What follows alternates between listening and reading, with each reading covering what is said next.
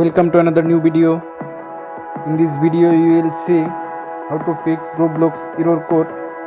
Please follow complete the process.